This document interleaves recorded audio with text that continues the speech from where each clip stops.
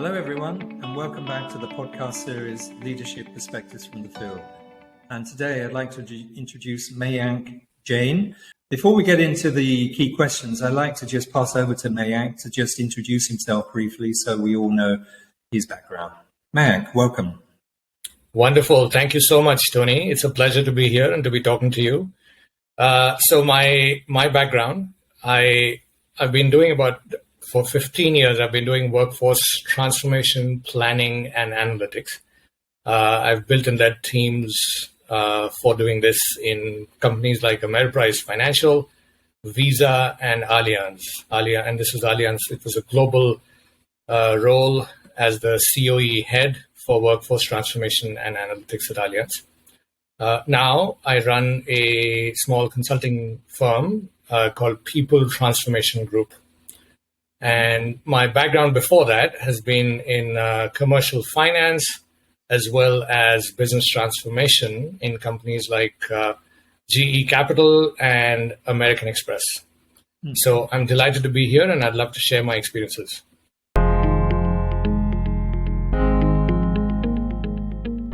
So our first question. The first question is for you to share an experience where you personally have had to demonstrate leadership. But something that's been quite significant in your career. It may have been something that happened a long time ago or more recently, but it's something that stuck with you about where you personally had to demonstrate leadership with others. What example can you offer us? Yeah, no, thank you. So the example that comes to my mind is really 2007 when I moved from business transformation into HR to do workforce planning and analytics. And think of 2007, it's a very, very new field. I myself new to HR. So not very many people knew what this whole body of work is about. In addition, it's a financial services company with a lot of insurance and asset management. So, a lot of structure and a lot of, you need to stick to low tolerance for risk. Okay. Mm-hmm. And here was this sort of new group that nobody knew what it was supposed to do. And in a sort of an entrepreneurial, almost like a startup stage. Mm-hmm. So with that, of course, I credit a lot of my, ability to lead. And, both from a personal leadership standpoint as well as from the team leadership standpoint, to my leader, Penny Meyer, who really enabled the whole, organization to be able to be supportive. Mm-hmm. And I think the key issue was that one, people didn't know what workforce planning and analytics is. Second, the business didn't know. Third, the industry didn't know, so not just HR, but even the industry, we were still learning. And of course, least of all, we. So in that environment, we were trying to do something creative and trying to solve business problems with very little, data that is accurate. Mm-hmm. And of course, I didn't have a team. So fortunately, I was able to really, through personal initiative, demonstrate just through some basic, simple analytics, the value of workforce analytics and what it could do to help make better business decisions. So this was sharing tools that you could demonstrate would bring results. Is that it? Sharing insights. Sharing simple insights like, you might have a problem with short tenure attrition in your call centers, and it might be costing you so much. Okay. And therefore we should do, out of all the different things that we do in HR, this is the particular area that we should focus on and how to improve it, through surveys and so on and so forth. So that's one example. But the point is that, very fortunately then I was given a small team. I mean, I was given head count. And as I started growing my team, because there were no people who had done this sort of work earlier, I had to rely on a very disparate set of people, very different expertise, very different strengths and weaknesses, if you will, different backgrounds, very different styles of communication and interaction. Okay. And all doing something new and having to deliver value very quickly. And that really tested my leadership skills. And I think the key thing that I managed to do, and again, with the support of my leaders and I guess the leadership team in HR, was to build an organization that is not really in the way that, traditionally, canonically, you're supposed to build an organization that have defined roles and then try and fit people into those roles. Just because of the nature of our work and the environment, I had to do it very differently, almost the opposite, which means, look, these people or this particular person is likely to shine in this area. Okay. And therefore try and make a role that will help him shine. And, very quickly I realized that it is the success of the people that are on my team that will enable the success of the team and my success. So that was very helpful. And I'm very fortunate that the team became a very high performing team. And we got a significant amount of, budget increasingly, such that, the business paid for my team to grow to 20 people world over by the time I left. So yeah, that's something that I can think of going back. Just to get a sense of how long that was before it was high performing, how long roughly? Yeah, I would say, so, there are pieces of it when it already started, for the team size, I was again very fortunate that we started performing very well right in the beginning itself. That's how we started getting more and more headcount and more, what should I say, demand. But to answer your question more specifically, I think it took 2 years before I could say that we had the data right. We had the team, the forming, norming, storming, and the team dynamics and how we're going to work and our processes and our various dynamics working well.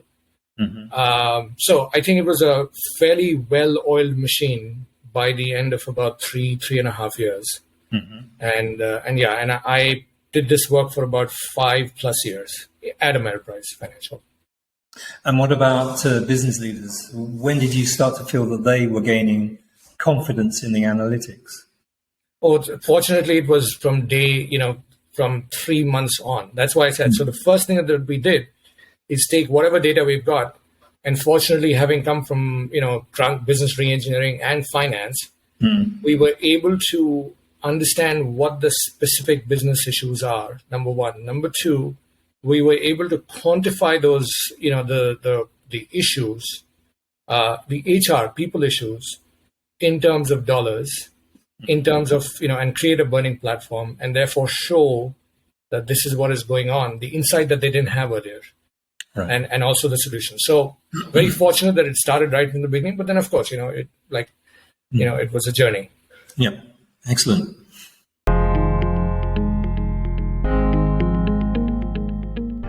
Can you think of an example where you've seen someone in action demonstrate significant leadership? Yeah, thank you. No, it's a great question. And I've been very fortunate to have some great leaders. And I think one of them, of course, apart from the one that I mentioned at Ameriprise, the other one is at Allianz. He was the CHRO, the global CHRO of Allianz. He was my leader, somebody called Christian Fink. And Allianz, again, is this massive, I think 120,000 people now, company with at least 80 different operating entities worldwide, very federated structure, European headquartered. So each of the different divisions have a significant amount of leeway on how they run their business, so to speak. And here we were, as part of HR transformation, we were trying to have one global HR, now this is a very, risk averse company, if you will, right? In addition, it was facing this the phenomenon of digital transformation in the industry. So it needed to change, as well as there was significant cost pressures, more than normal. So there was a lot of, tectonic shifts that were happening. And generally no other leader would have taken on this task of trying to have one global HR in this environment. But, just the entrepreneurial spirit of Christian that we took it on. The issues were, in addition, the issues were that it was a very, it wasn't a strong, how should I say, directive that each of the HR functions is going to transform and do it this way. It was almost a little bit of a coalition of the willing to start with. And each CHRO of each of the operating entities had significant leeway as to how much to do and what not to do. So Christian was able to create this amazing dynamic within his own team first, within the global team, of really people supporting each other. And we, of course, all of us had our pulls, our own self-interest or team self-interest, if you will. And yet, with a significant amount of trust and support and really being very genuine about himself and even being vulnerable himself with us, was able to create this dynamic that we kind of knew and we felt and knew that at the end of the day we were there for each other. We would support each other even though we would have our battles. Okay, all right, internal battles, and therefore made a very significant amount of progress in HR transformation, as well as in taking a lot of the newer or contemporary ways of running HR into Allianz. One of them being this workforce transformation and analytics. So from how you described it, it sounds as though there was a momentum created. So there've probably been people that were early adopters and there may have been some that were resistant. Is that a fair kind of a summary of how that change happened? Oh, absolutely. Yes. There were the early adopters, or we used to call it the coalition of the willing. Okay. And then, yes, there were the resistors, but the resistors in of itself is easier to deal with than the passive aggressive resistors. The people who try to scuttle things.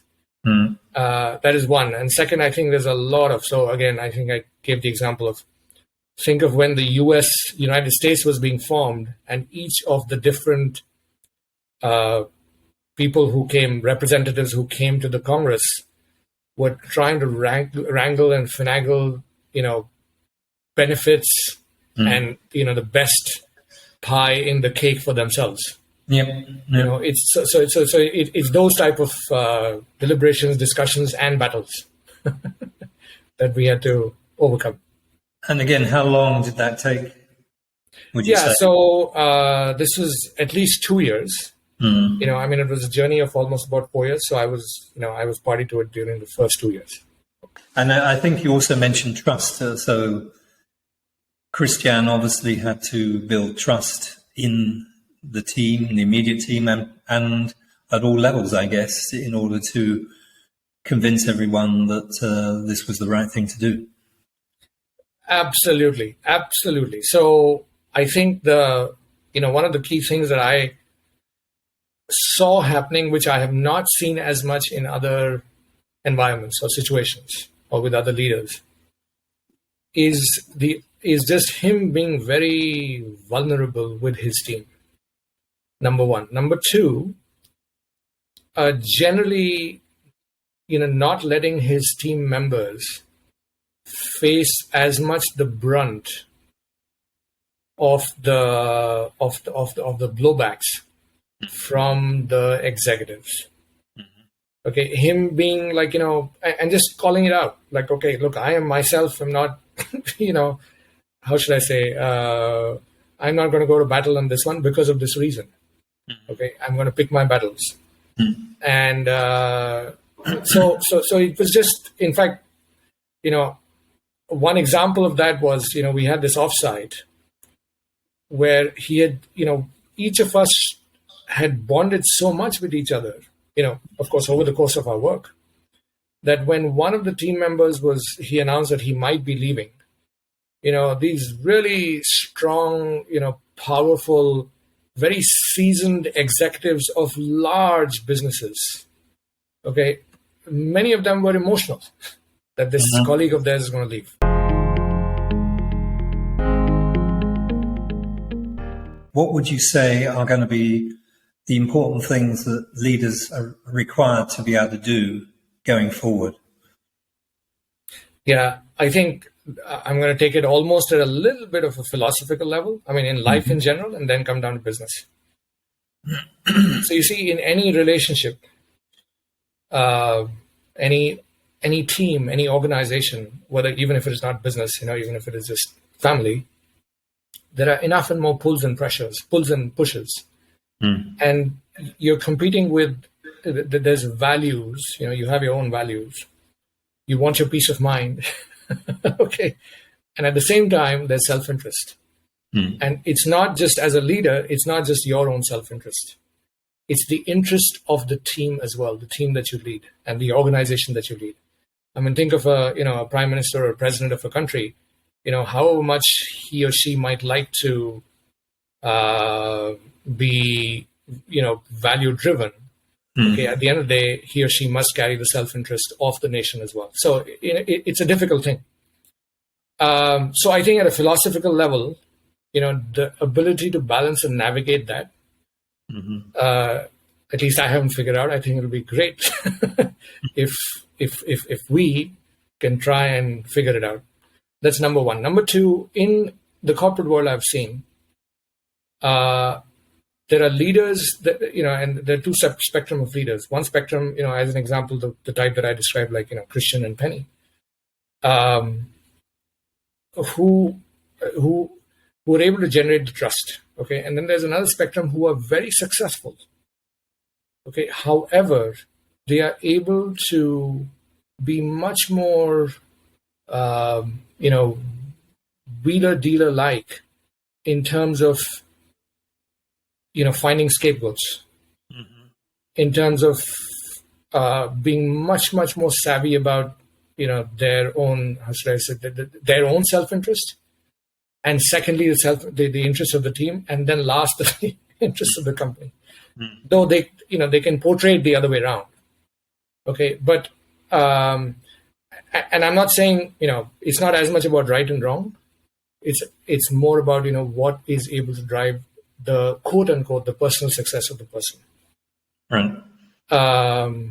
It's not fun to work with such leaders, but it's one of those things that happens in companies. And so it'll be really wonderful to figure out how to balance, how to navigate, and yet, create an environment where all these things, all these different pulls and pressures and contradictions can be reconciled. One of the things that I have noticed is, and, this is over the years, when I did engineering, look, and I'll date myself over here, being able to look at log tables was important. Okay. But increasingly, a lot of the computation, even when it comes to statistics, is getting less and less, just the ability to compute is getting less and less important, because you have machines doing it. Increasingly, and I'm noticing this even in my consulting, it is just the ability, change management and the ability to take people along is becoming this significantly higher discretionary driver of success, and not just at higher levels, even at junior levels. Yeah. So I think as far as leadership is concerned, focusing on change management, and even in my work, workforce planning and analytics, people love to talk about the models and all the science behind it and things like that. And I say that's the easier part of my job. The bigger part is the change management, is really bringing people along, is to see, what needs to be done, how it's to be done, and so on and so forth, and in a coordinated fashion. So I think that is a key thing that I'm learning as far as, to your point about changing times. Mayank Jain, thank you very much for your time. Pleasure is mine. Great talking to you. Thank you.